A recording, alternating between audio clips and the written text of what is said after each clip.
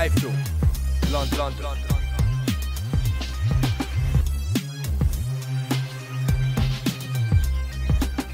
iFILM, London. This is James Holder for iFILM London. We're at the Lamont Peterson vs Amir press conference. It's the second fight. It's the English leg of the press conference. With me, I have the main man himself, Barry Hunter. How are you, sir? I'm fine. How are you? I'm very well. I'm very well. It's been a little while since we caught up. Been about 3 months, I think. About 5, give or take 1 or 2. You know, I love the UK. I love the people in the UK. You guys have always supported us ever since we've been involved in professional boxing, and you know, it's just great to be back. Well, it's wonderful to have you. I want to talk to you a little bit about the last fight before we move forward. What was the response like when Lamont was crowned champion? Oh, man. You know, as of late, you know, in the city, you know, DC, you know, at times can be a rough place, you know, and, you know, we've been going through a lot, you know, in the city as of late, you know, especially sports-wise. Of course, you know, 9/11 affected us big time at home, and, you know, so it was very little to be happy about. There's very little to cheer about, you know, and going home, we wasn't just going home, you know, for ourselves or because we were comfortable with doing so. We were actually going back for the people, and you know, and I think, you know, that night, that fight left the people with a sense of pride that they haven't had or felt in a long time. Having looked at it now, do you think Lamont's victory was overshadowed a little bit by things that happened outside the ring? A little controversial things? You know, anytime that, you know, you do or pull off a historical deal like Lamont did that night, and at the end of it, instead of being praised like he should have been by all, you know, even the cons, you know, to have your achievement covered like that, it definitely leaves a bitter taste in your mouth. But nevertheless, you cannot be shackled and held down from your achievement because of the thoughts and the moves of others. You got to know what you did that night. You have to know that you did everything right. You have to know that you won the fight. And he feels that way. After the first round, Lamont was knocked down. Amir alleges twice. The referee said once. What was your words to Lamont coming back after that? Yeah, well, going back to that, if you notice, you never heard me complain about nothing. I'm not a complainer. I'm a doer. The 2 knockdowns were not knockdowns. You go back to the videotapes, you'll see one was he got caught up in the referee was too close to the action, the first one, and the second one he threw the hook. He hit Amir with the hook. Their legs got tangled. Amir came forward and threw the elbow, and he went down from that point. So it wasn't really a knockdown. So, you know, I heard all the controversy about the referee. How many warnings do you have to have before you stop doing what the man tell you to do? You go back to the fight in the 6th round, he said, this is your last and final warning. After the first point deduction, I know not to do it no more. So, nevertheless, take that 10-8 round back that Lamont really didn't get knocked down, would it have made such a big difference? So with all that controversial stuff, which I thought was totally not just bad for, you know, Lamont as the new champ, but I thought it was bad in a black eye on boxing in general. We don't need another black eye, and we definitely don't need that type of controversial stuff. Do you think that if the decision would have been the other way, now I thought Lamont fought a great fight. I honestly thought it could have gone either way. If the decision would have been the other way and there would have been someone interfering with what looked to interfere with the card, I don't know if I can say his name. We'll call him the man in the hat.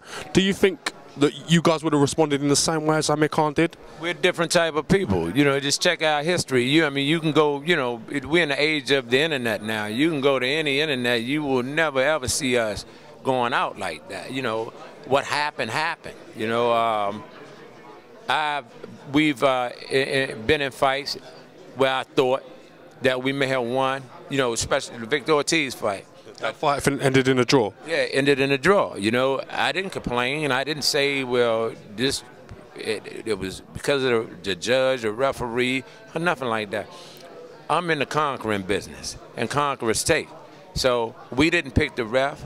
We didn't pick the officials. We didn't pick none of these people. My job, our job, is to stay focused and deal with what happens inside the ring, not outside the ring. Can I ask you something? Why this fight was a mandatory fight, the first fight? Why was it in Washington? Normally a challenger would go to the champion's home ground, and you know what I mean. Like for instance, like to quote another fight recently, Vitaly Klitschko, Del Chisora. Derek's gone out there to fight him in the place he wanted to fight. Why, for instance, was this fight took to Washington? Could you tell me a little bit about that? I can't tell you. I think they got kind of comfortable. You know, I know that they went to New York and they fought and beat Paulie Malignaggi. They went to Vegas, they beat Zab Judah, and, you know, they was making their rounds. And, you know, they had to understand that, you know, I don't care how the script is wrote. It's up to the actor to do what he wants to do or not. And so, therefore, we're a different breed. In D.C., we don't go for that stuff, man. So, you know, my whole thing was if you party, and you may party, but it won't be on our floor. What are you anticipating different from Amir Khan and his camp come May 19th? I think, you know, my heart of hearts would tell me that he'll try to box more, you know, maybe. But Amir, you know, on his behalf, he has the heart of a lion. I've been witness to that. There were times that he got hit with shots in that fight, body and head, that the average person would have got stopped or quit, but he kept fighting. So I had to give him respect for that. They'll make adjustments accordingly, and then I'll adjust to that. And at the end of the day, we will go out and do our job. Barry Hunt, I want to really appreciate you taking the time to talk to iFILM London. We love having you in the UK, as well as Lamont Peterson, and it was a great fight, and I hope the second fight lives up to the expectation of the first fight. The last time we spoke, well, let me first say, you know, again, I send big shout-outs and big love to the people in the UK.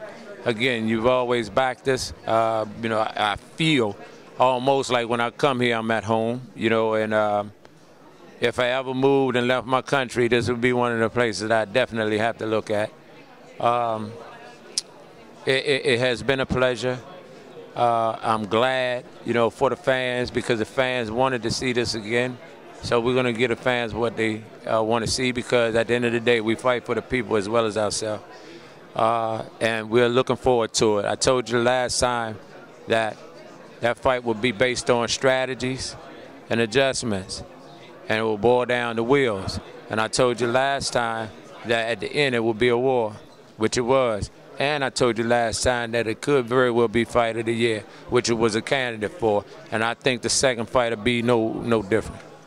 Well, we really look forward to watching it come May 19th across the whole globe. Everyone, the excitement levels of this fight is so high, and we're really looking forward to seeing what both fighters are going to bring to the party. Well, we're looking forward to putting it on for you, and let me say this. You know, people underestimate, you know, our fan base also. We got a pretty good one in the UK also. And so, you know, to our fans in the UK, you know, we're going to represent you wholeheartedly. And the ones that are not fans, we hope at the end of that fight you will be a fan. I don't think you can't help but like Lamont. He's such a likeable character, and he doesn't say too much, which I think he makes him more endearing, to be honest. Yeah, Lamont is, you know, he is that real athlete. You know, you heard him say on the stage that he'd be willing to give his life up, you know, defending title. It's not a game with him. Number one, he's a very humbled individual.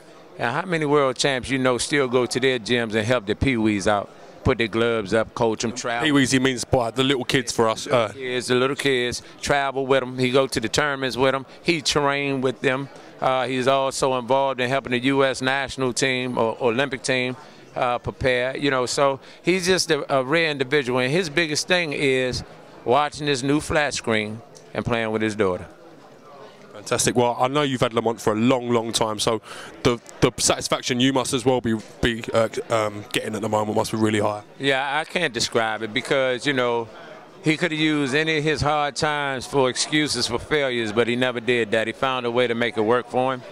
I'm very proud of him. You know, he's a humble man. And if you notice, I've always, anytime I get on that stage, I got to give God all the praise. And now, if I ever had an inkling of doubt whether God exists or not, all I do is look at Lamont, and I know he do. So I'm going to have to wrap this up just because of the amount of media here that I want to speak to yourself and stuff. But again, Barry, I really appreciate you taking the time to talk to iFILM London. No. And we love you in the UK, you know what I mean? Thank you guys, man. Thanks for giving me the time of the day. Appreciate it. This is James Held with Barry Hunter for iFILM London. Thank you very much. Cheers.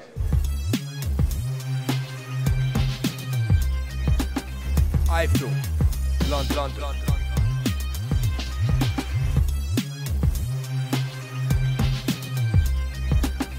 iFILM, London.